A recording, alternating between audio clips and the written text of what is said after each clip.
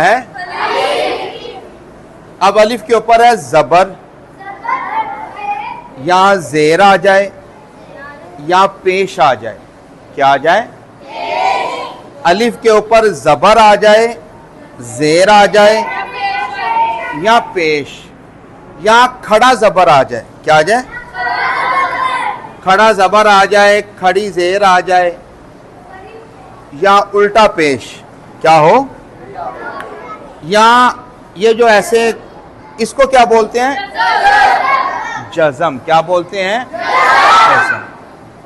اب جب الف کے اوپر زبر، زیر، پیش، کھڑا زبر، کھڑی زیر، الٹا پیش یا جزم آ جائے تو پھر اس کو الف نہیں پڑھتے، اس کو الف اس کو کیا پڑھتے ہیں؟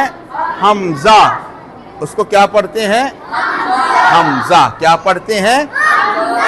الف اس وقت تک پڑھا جائے گا جب اس کے اوپر نہ زبر ہو، نہ زیر ہو، نہ پیش ہو، کچھ بھی نہ ہو، تو وہ کیا ہوتا ہے؟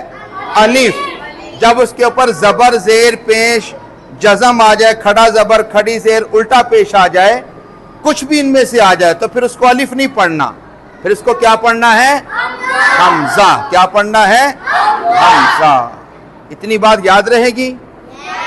ماشاءاللہ۔ تو پھر نعرہ ہو جائے، سرکار کی آمد، سونے کی آمد، مدنی کی آمد، دلدار کی آمد، یاسین کی آمد، طٰہٰ کی آمد، آقا کی آمد، سردار کی آمد، نجپال کی آمد، آلہ کی آمد، اولا کی آمد، افسر کی آمد،